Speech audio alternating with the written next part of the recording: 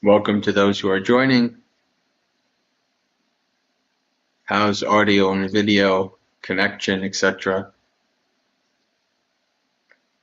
Hello, Rick. Welcome.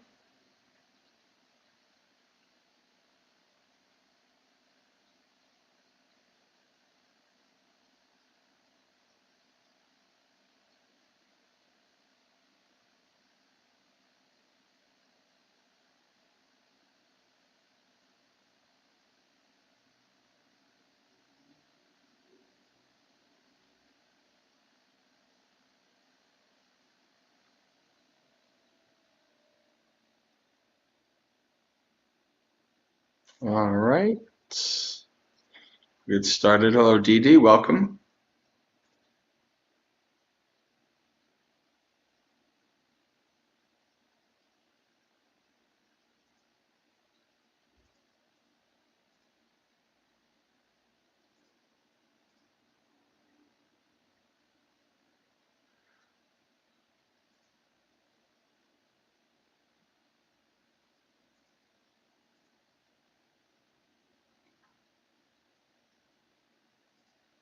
Namo tassa bhagavato arahato samma sambuddhassa.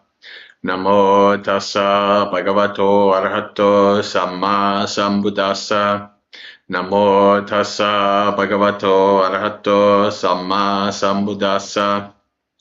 Aneka jati sangsarang santa visang anibisang gahakarakang gave santo dukkha jati punang gahakaraka jitosi punagehang nakahasi sabbate pasuka bagga gahakutang visankitang visankharagatang chittang tanhanang kayang ajaga. Yadahave patu bhavanti dhamma atapino jayato brahmanasa atassa kanka vapayanti sabba yatopa janati sahetu dhammang yadahave patu bhavanti dhamma atapino jayato brahmanasa atassa kanka vapayanti sabba yato kayang pachayanang yavedeti Yadahave patu bhavanti dhamma atapino jayato brahmanassa vidupayang titati marasenang suryova ubaseyang antalakanti. Craving is the builder of this house.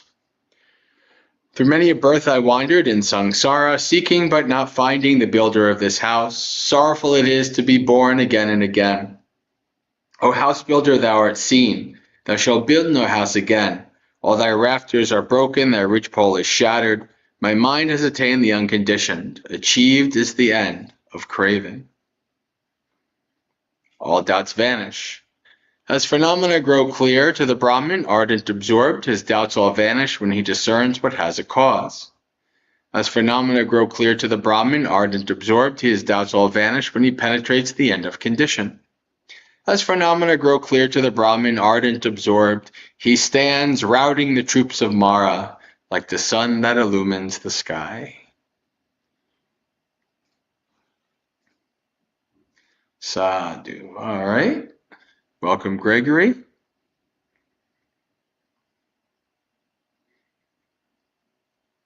Why don't we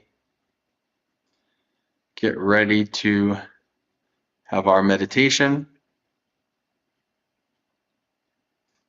Oh, okay.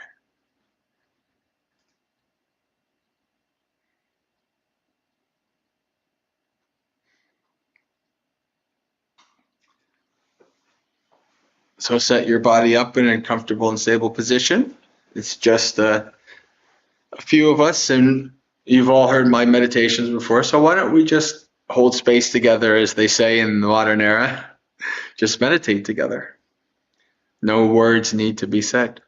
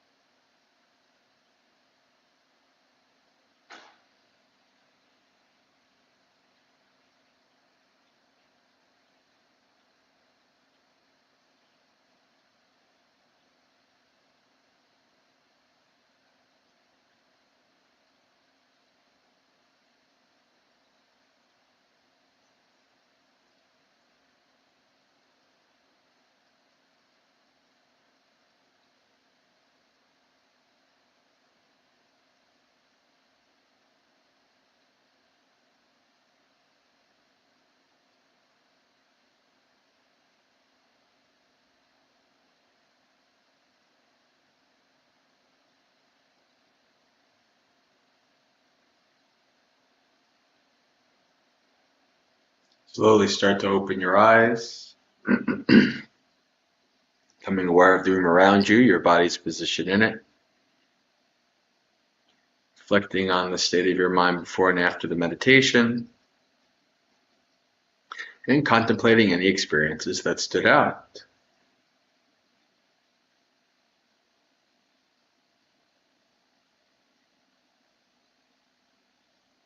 All right, friends, it is Monday night. That means it's time for the Festival of Dhamma with the Maggaseki community. It's time for Dhammapalooza, which we've already started. We've done a little chanting. We have done our meditation.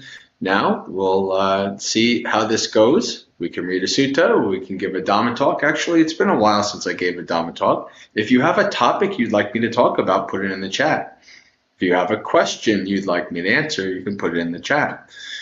Oh, Bramblin, you're not late. You were actually early. Well, not early, but you were in the very beginning of the session.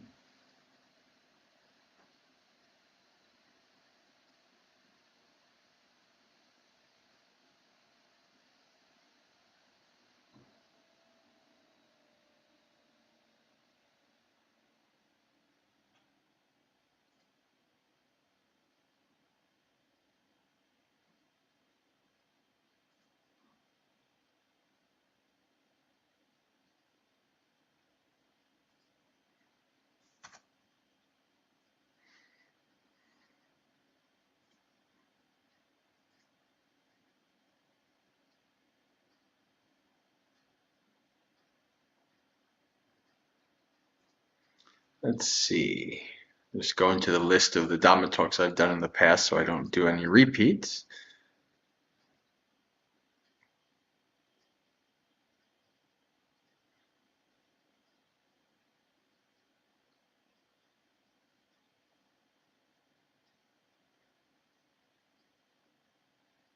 Let's talk about Saddha.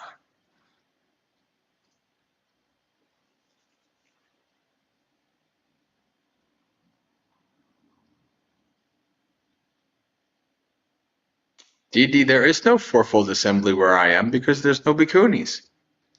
Although there is an Indonesian Mahayana bhikkhuni who's going to be visiting next weekend. She's going to be doing the talk here.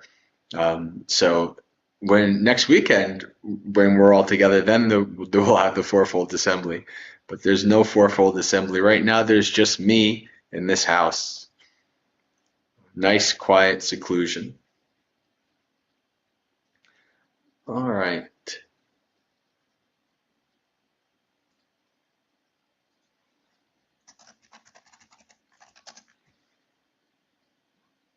So let's talk about Saddha. These Dhamma talks usually about 15 minutes or so, and I think that's more than enough time to cover pretty much all aspects regarding this. So Saddha is a Pali term, and it's usually, its translation is faith, but in the modern era, among Westerners, you very rarely hear it translated as faith, or do you hear about faith in Buddhism? As a matter of fact, you actually hear that, no, there's no faith in Buddhism. That's why it's so great. There's no faith in Buddhism at all. There's none of this blind faith like all these other stupid religions. Yeah. You know, going from like a Western atheistic kind of a thing, perspective and saying that.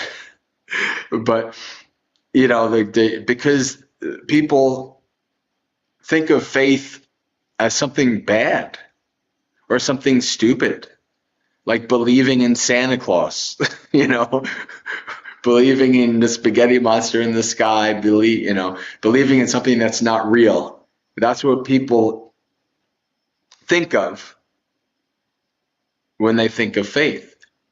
So when they come to Buddhism, they don't want to hear about faith in Buddhism. But actually, there is such a thing as faith in Buddhism.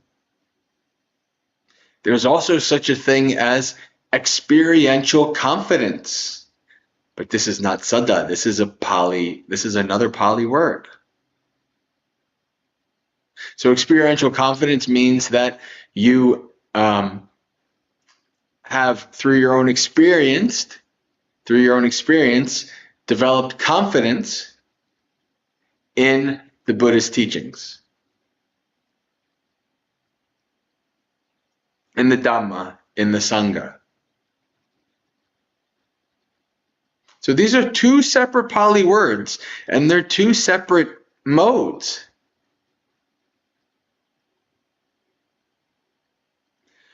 When we talk about faith, when we talk about Saddha, we're talking about an inner faith. And the Buddha talks about two types of practitioners. There's a faith follower and a Dhamma follower.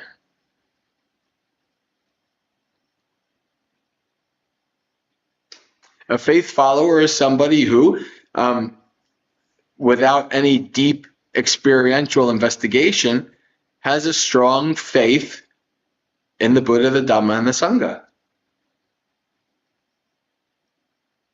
Such a strong faith, in fact, that they take the Buddha's words as true for granted.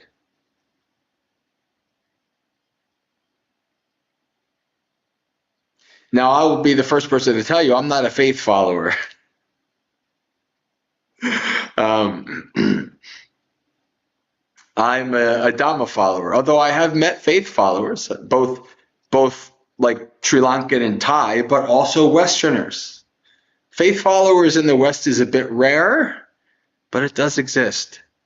I've met a few.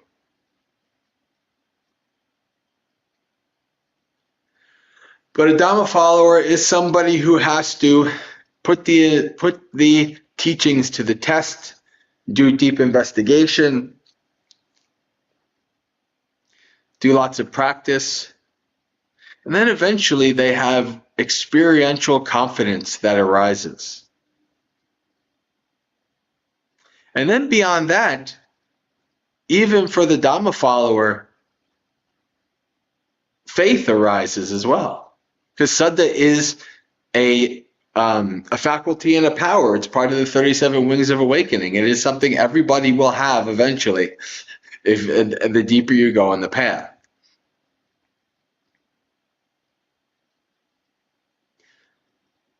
So just to use my own example, like I said, I'm a Dhamma follower. I'm not a faith follower. Now, like if I died tonight, or like tomorrow morning, tomorrow I'm walking and I get hit by a car and I die, there's probably a pretty good chance that if I'm born again, I'll probably be like a faith follower, maybe because of my practice. I don't know. But in this life here right now, I'm a Dhamma follower who also has faith.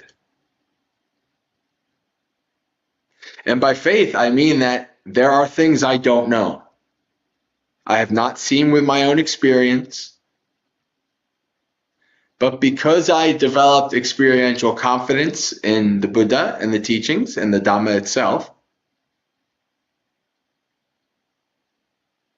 because of this, and because the Buddha has been right so far in my investigations and experiences, I noticed that I started giving the Buddha the benefit of the doubt. I don't know this. I can't see this for myself. But I have faith that this is true because the Buddha tells us it is. He's been right about all these other things.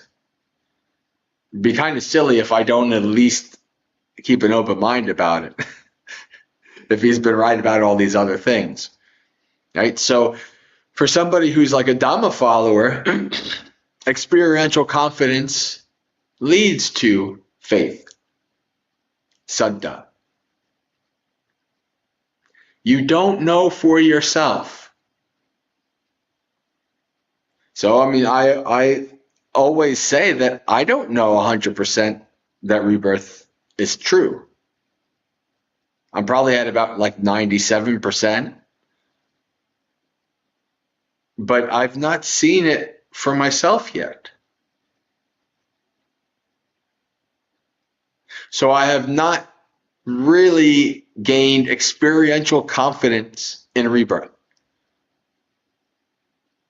Now, I've had some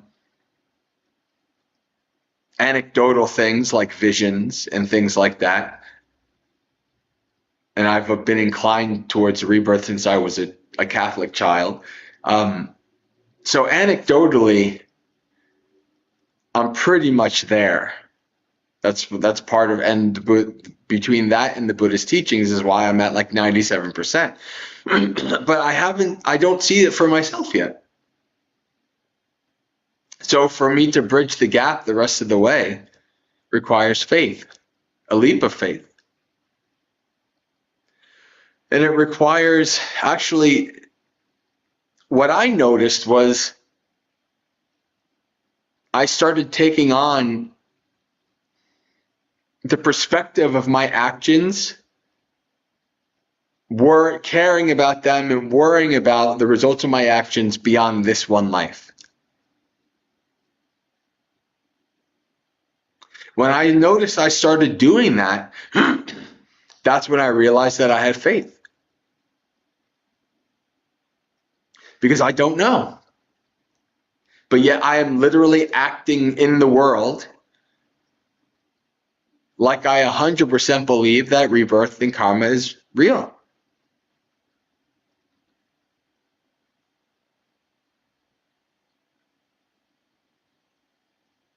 So, probably most Westerners are going to be Dhamma followers. There's nothing wrong with that. There's also nothing wrong with being a faith follower. The Buddha acknowledges that there are people that have different proclivities, different inclinations, different ways that they're going to practice and follow the path.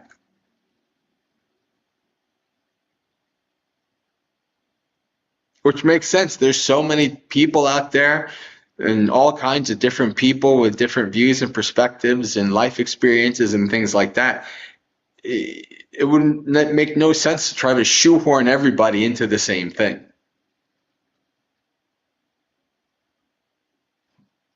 So it makes sense that the Buddha would acknowledge in multiple places and in multiple ways in the suttas that there are different kinds of people and they have different kinds of practices.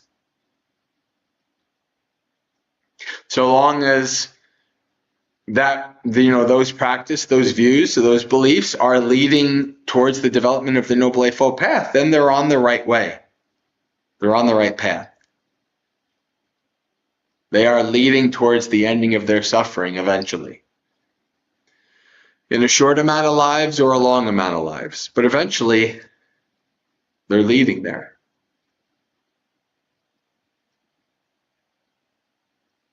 So this is an important thing to keep in mind. To have a little shelf in your mind for faith. Not that you need to be forced to have faith or to believe in it, but to allow it to actually grow when it does.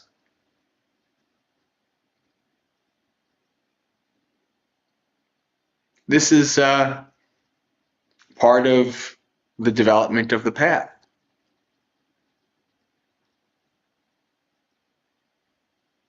And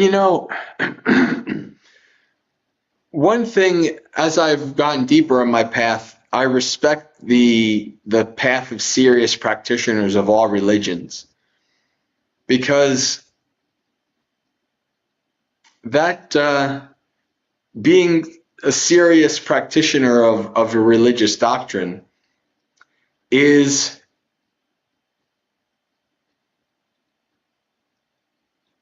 not common. And what I mean by serious practitioners, they really are trying to live by that religious doctrine and to live, to live up to the role of, the role model of the founding teacher, etc. Not just like you're just born in it and you go to church every Sunday, or you go to the Buddhist temple every Sunday, you go to the mosque, and you just kind of have to because, that's different. I'm talking about somebody who really has sincere faith and wanting to practice and develop. Because usually a person like that is open in some way, but also they often have qualities that are admirable. They're trying to transcend mundane activity and actions in their own way, depending on their own religion, etc. So this is why I can be like with priests and rabbis or whoever. I can be with any religious person. I have no problem with that. Because it's almost like it's like a spiritual siblingship. Even though our paths are very different, they don't lead to the same place, anything like that. But there's a human spiritual component that where faith relies, where faith lives in that spiritual component. You can't prove it, but you have faith. And you also have confidence because you've practiced a certain amount and the Buddha's words have been true pretty much the whole way. And people are congratulating Rick. I want to see what's going on with Rick.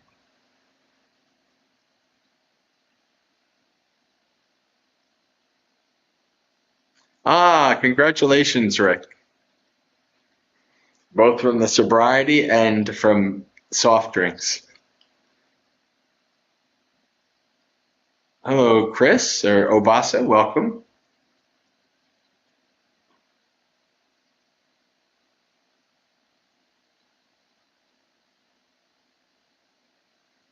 Hello, Brian.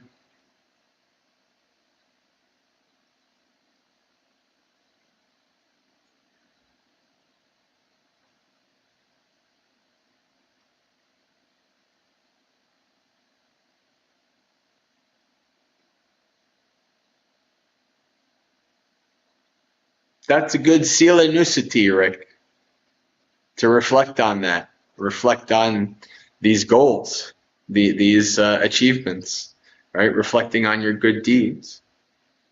That can help you through hard times. One of the things that is impactful to me, and you see this in the suttas in a kind of implicit way, but you also, I think you see it more explicitly in like the teachings of Ajahn Chah, where like, he's, where he comes across something like, he's afraid, he's in the woods, in the jungle or whatever, and he's like, oh, something might kill me or whatever, and then he thinks, what am I doing wrong? I'm not doing anything wrong. I'm doing these good deeds. I'm here. I'm making merit. I'm meditating, developing my mind, whatever. If I die, so what? It's like, I think, actually, that's kind of right, isn't it? It's like, I'm a practitioner. I have this sila nusati. I reflect. Yeah, sure. Things are falling apart. Sure, whatever. Sure, I might die. But what do I need to be worried about? I have good sila. I'm practicing. I'm developing. Like this is reflecting on your achievements and your good deeds like this is a very good thing.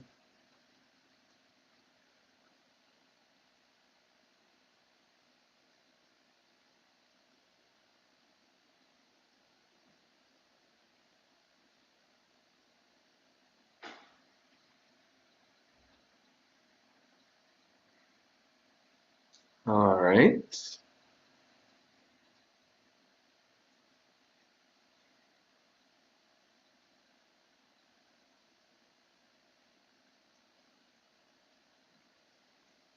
Brian says, hey, Pustico, my experience is that you just need enough faith to try with an open mind, then the Dhamma will reveal itself.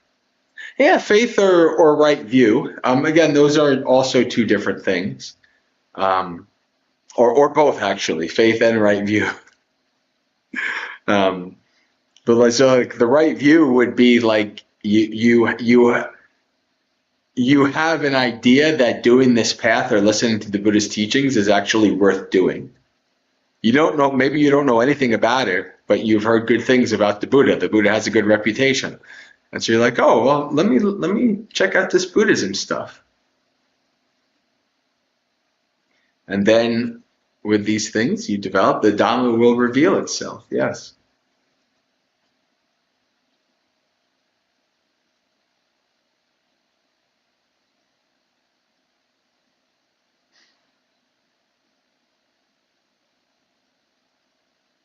I actually was just thinking right before that there is something that we used to do that we haven't done in quite a while. So we have about a half hour. So I figure, why don't we do it? And that is Sutta Roulette. There might be some new people here who have no idea what that is. Because I went through quite a while of not doing Dhammapaloozas for one thing or another because I was here or there, etc. But I think we should check it out. So, what is Sutta Roulette?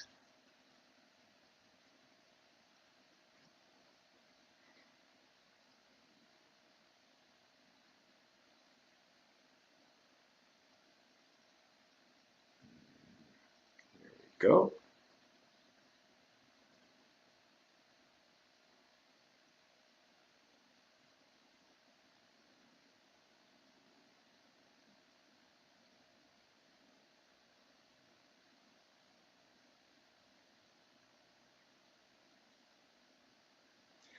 So I think we will do the Anguttara Nikaya. So if you don't know, the Anguttara Nikaya is broken down to 11 books.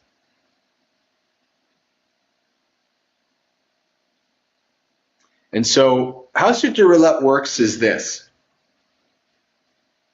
Actually, there's two ways of doing it. Maybe we'll do both, but we'll start out with the numbers first. I'm going to ask you a number between 1 and 11, and you just simply type that number out in the chat. Don't do it now. I'll set the tone when we are starting it.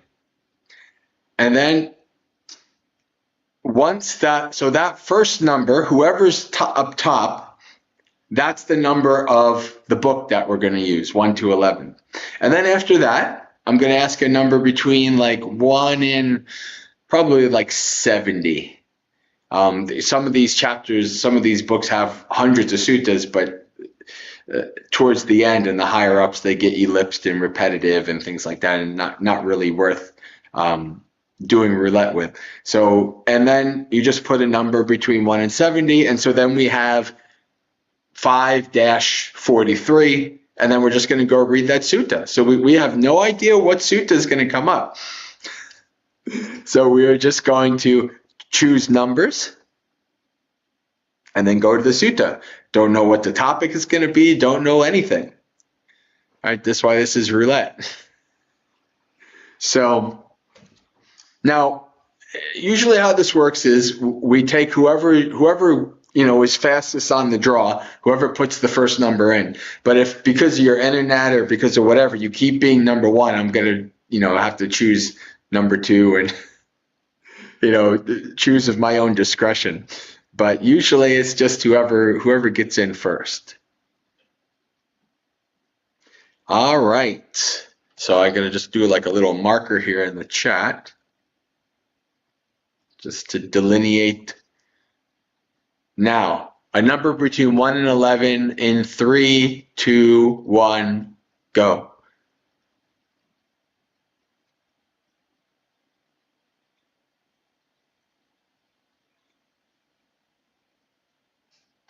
Rick comes in with an 11. All right. So we'll go to the Book of 11s.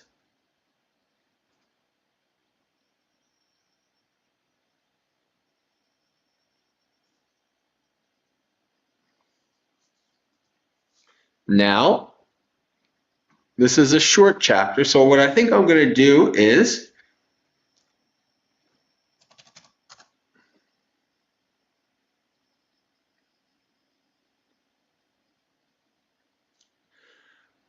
a number between 1 and 40 in 3, 2, 1, go.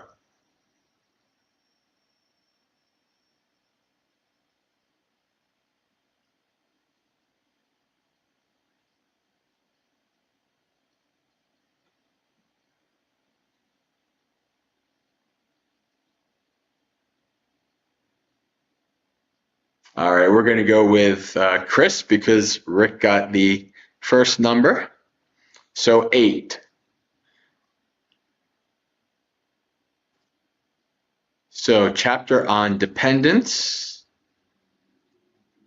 We're going to go down to 11.4, 11.5, 11.6, 11.7, and 11.8. Focus.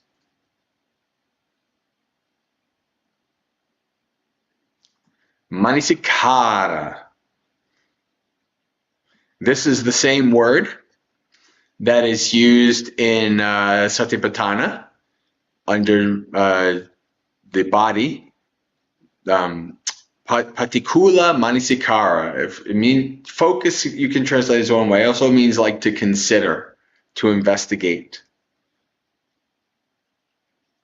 So like Patikula Manasikara in Satipatthana, the foundations of the body, could be translated as considering the opposite. So, all right, focus.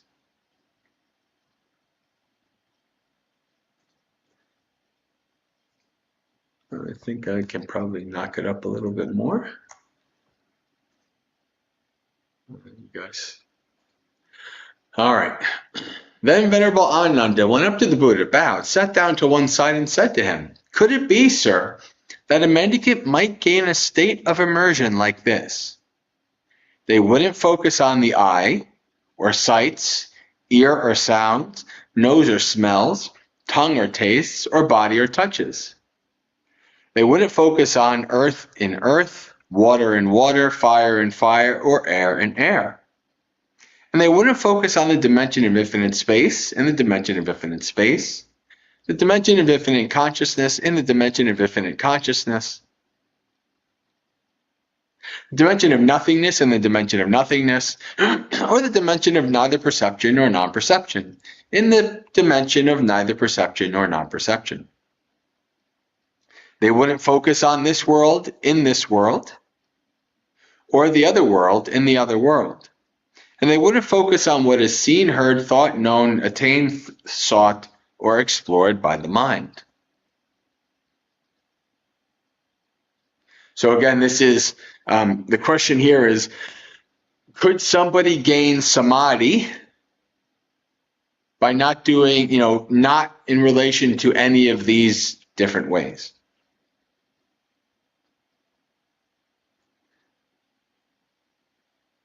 And, okay, but yet they would focus. And Buddha says, it could be, Ananda. But how could this be? Ananda, it's when a mendicant focuses thus. This is peaceful. This is sublime. That is the stilling of all activities, the letting go of all attachments, the ending of craving, fading away, cessation, and extinguishment. That's how a mendicant might gain a state of immersion like this. They wouldn't focus on eye, ear, etc., etc. Now, this is, I believe, in the Girimandana Sutta, This is one of the 10 perceptions. I believe this is the perception of relinquishing. So this is what this is. This is one of the 10 perceptions that the Buddha said to give to Girimandana when he was sick. So just kind of reflecting and focusing and considering how it actually is peaceful to let go of things, to end craving, and to cease. I'll give an example of this. The average person could not wrap their head around this. They think I'm nuts. But I remember before I was a monk, this is probably like in the last year before I went, like maybe 2013 or 14. And I came across a talk by Ajahn Chah. It wasn't recorded because it was given to monks during the Vasa. And in it, he explains, he kind of adopts something that Ajahn Chah used to do and to say. The idea was that Ajahn Chah would just kind of go up to somebody and say, "Have you come here to die?" Right? And people would be like, "No, I've not come here to die. I've come here to, attain awakening or whatever, etc., etc." And but they didn't get what Ajahn Chah was trying to say. And so Ajahn Brahm gave this kind of talk about dying before you die. And the one kind of simile he gave was remembering and visualizing that even like your gravestone crumbling to dust, and nobody will ever remember that you ever even existed. And I can remember just kind of like reading this and just closing my eyes, like, oh, that sounds so good. that sounds amazing. Right? This is what I was experiencing, right? This is peaceful. This is sublime. The stilling of all activities, the letting go of all attachments, the ending of craving, fading away, cessation, extinguishment. Right? So just for like a brief, my mind was in the right place to read this talk and to be like, Sadhu, this is amazing. Yes. It would be so nice. Nobody ever know I even ever existed. Wow. So nice. I kind of hope actually I die before I live old enough, they make a building about me and like make a wax statue and all that stuff, because that would be ridiculous. I better be dead if they do that already. But anyway, so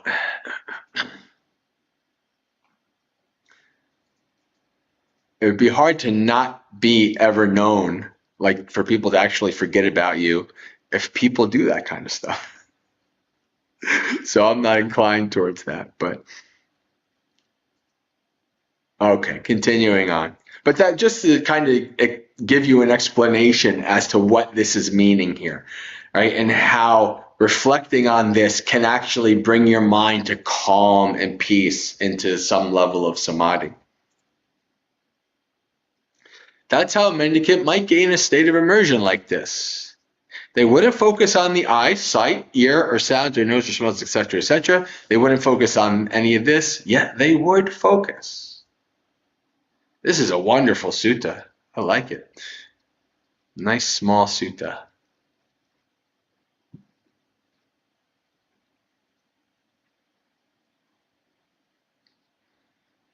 Alright. So as a matter of fact, I'm going to save it, because it has some interesting implications. All right.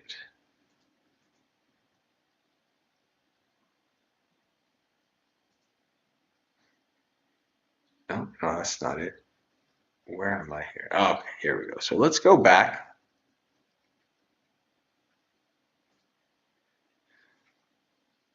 Let's go back to the Anguttara Nikaya. Probably do one more, then we'll call it a night.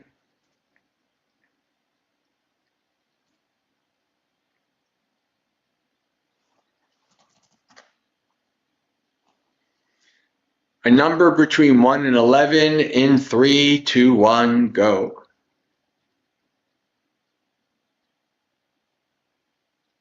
Let's see who's quick draw.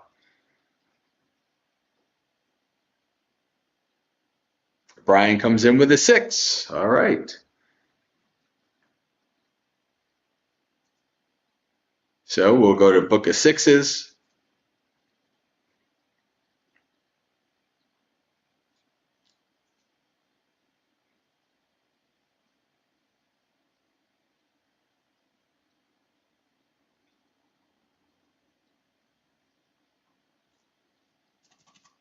Now, a number between 1 and 50 in 3, 2, 1, go.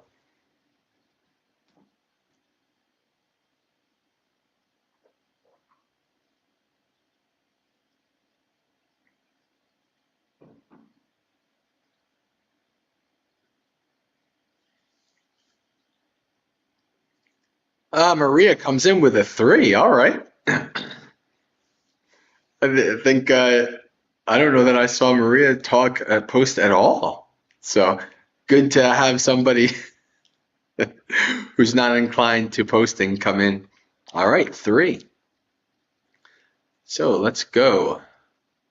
Verse 50, chapter on worthy of offerings, Anguttara Nikaya 6.1, 6.2, 6.3, 6.4. Wait. It was 3, right? Did I miss it? Yeah, 3. Okay, 6.3. Faculties. A mendicant is worthy of gifts because of 6 faculties. Indriya. Mendicants? A mendicant with 6 qualities is worthy of offerings dedicated to the gods, worthy of hospitality, worthy of religious donation, worthy of veneration, with joined palms, and is the supreme field of merit for the world. Now see this here, the 6 faculties turn into the 6 powers, and both the Indriya and the Bala are part of the 37 factors of awakening. So these are the 6 things. Saddha, the first one, the faculty of faith. Virya, energy. Sati, mindfulness. Samadhi, immersion. And Panya, wisdom. So these 5 things, or these, wait.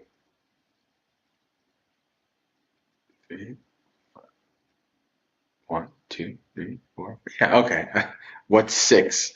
I'm just okay. Oh, okay. The 6th one is, and they realize the undefiled freedom of heart and freedom by wisdom in this very life, and live having realized it with their own insight due to the ending of defilements. That's 6. So faith, energy, mindfulness, immersion, and wisdom. Mendicant with these 6 qualities is worthy of offerings dedicated to the gods, worthy of hospitality, worthy of a religious donation, worthy of veneration with joined palms, and is the supreme field of merit for the world. All right. So in the time we have left, why don't we read some Tari and Taragata, the verses of the elder bhikkhus and bhikkhunis.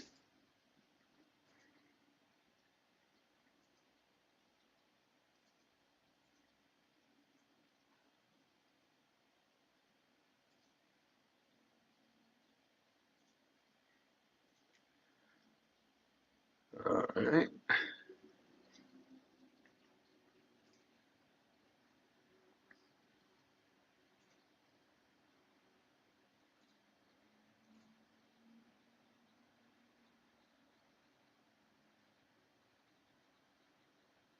Joey.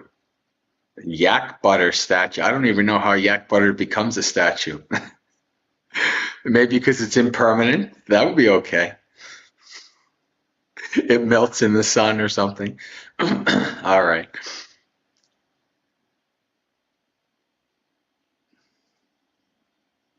Kanda Sumana. I offered a single flower, then amused myself in heavens for 800 million years. With what's left over, I've become quenched.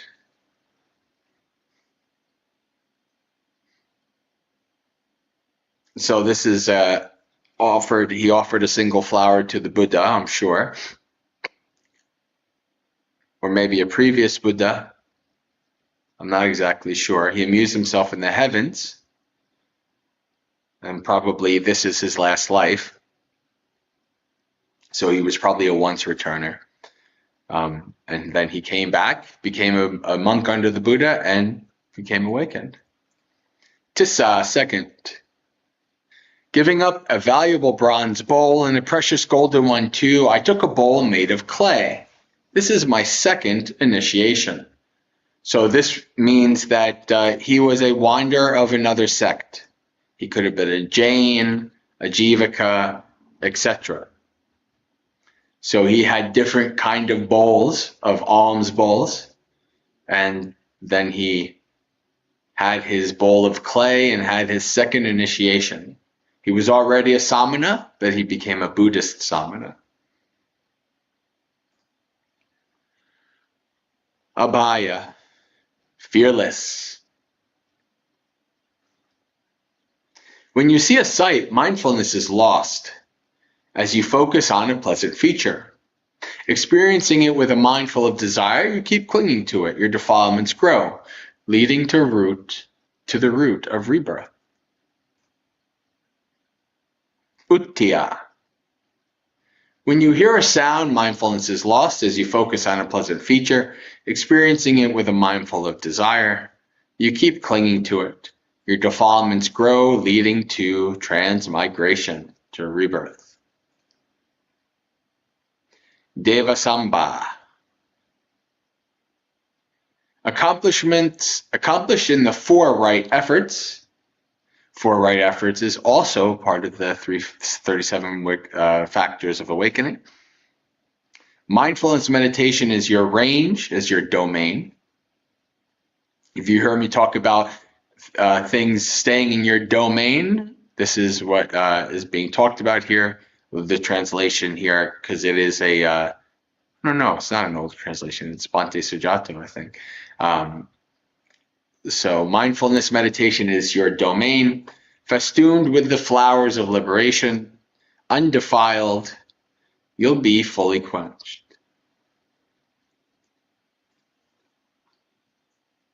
All right, now let's read some bhikkhunis.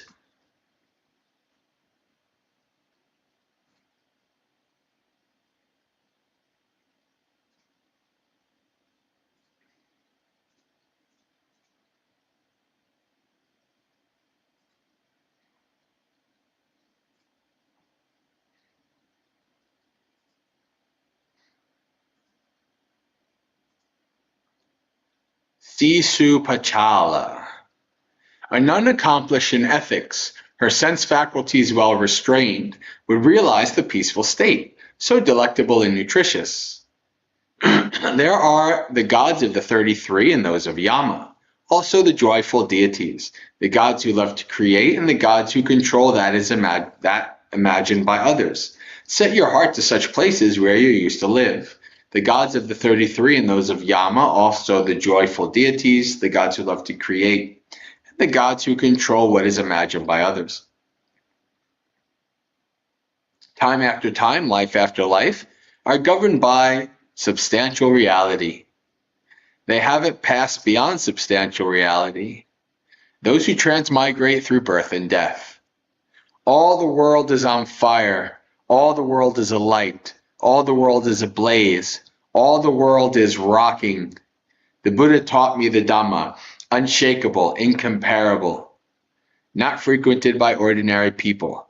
My mind adores that place. After hearing his words, I happily did his bidding.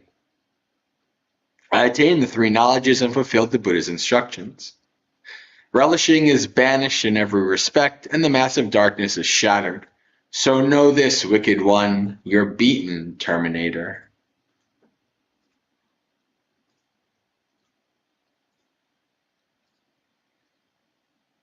Vadda's mother.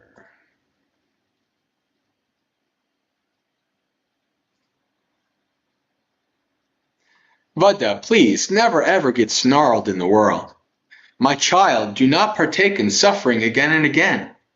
For happy dwells the sages, Vadda. So this is Vadda's mother. So literally the mother telling her daughter, become a monastic. Basically, it's like, all right, don't get snarled in the world. Don't partake in suffering again and again. For happy dwells the sages, Vadda, unstirred, their doubts cut off, cooled and tamed, and freed from defilements. Vadda, foster the path that the seers have walked, for the attainment of vision, and for making an end of suffering.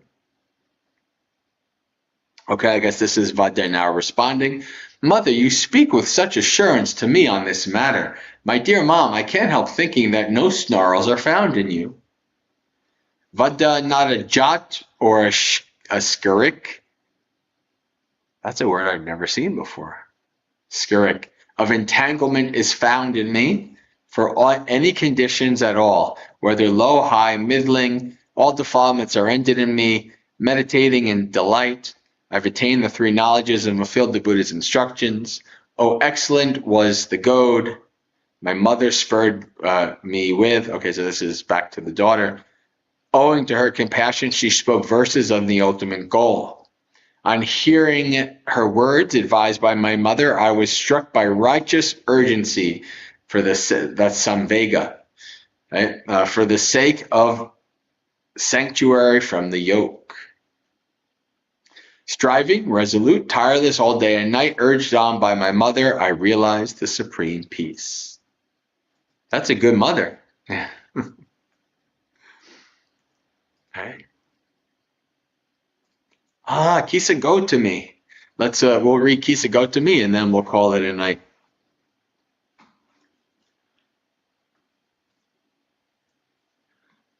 Pointing out how the world works, the sages have praised good friendship, associating with good friends.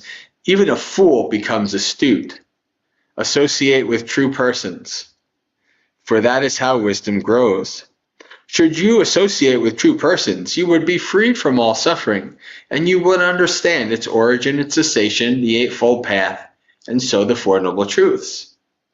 A woman's life is painful, explained the Buddha, guide for those who wish to train, and for a co-wife it's especially so. After giving birth just once, some women even cut their own throat, while delicate ladies take poison. Being guilty of killing a person, they both undergo ruin. I was on the road near to giving birth when I saw my husband dead. I gave birth there on the road before I reached my own house. My two children have died, and on the road my husband lies dead. Oh, woe is me. Mother, father, and brother all burning up the same pyre. Oh, woe if you whose family is lost, the suffering you have undergone has no measure. You have been shedding tears for many thousands of lives. While staying in the charnel ground, I saw my son's flesh being eaten. With my family destroyed, condemned by all, and my husband dead, I realized freedom from death. I developed the Noble Eightfold Path. Leading to freedom from death, I realized extinguishment, as seen in the mirror of the Dhamma. I plucked out the dart, laid down the burden, and done what needed to be done. The senior monk, nun, Kisa Gotami, her mind release, said this.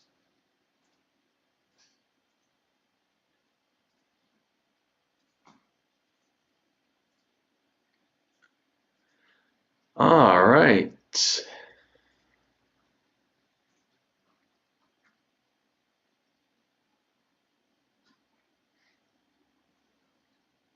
So that is that for Dhammapalooza.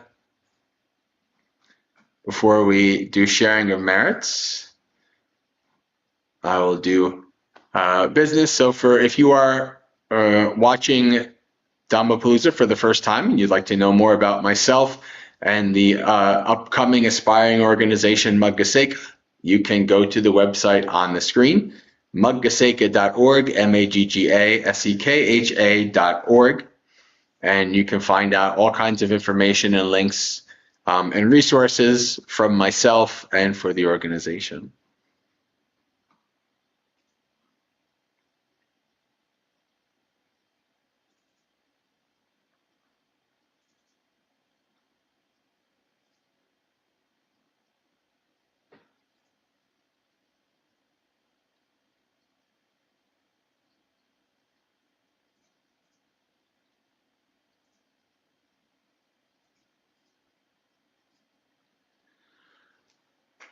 Dukkha patta chane dukkha, bhaya patta chane bhaya, soka patta chane soka, hontu sabbe pipanino, etavata chamehi, sampatang punya sampatang, sabbe deva anumodantu, sabba sambati siddhya, akasata jabumata, deva nagama hittika, punyang tang anumoditva, charang rakantu sasanang.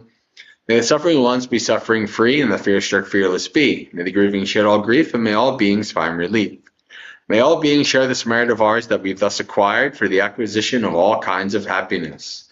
May beings inhabiting space and earth, devas, nagas, and yakas of mighty powers, share this merit of ours. May they long protect the Buddhist dispensation.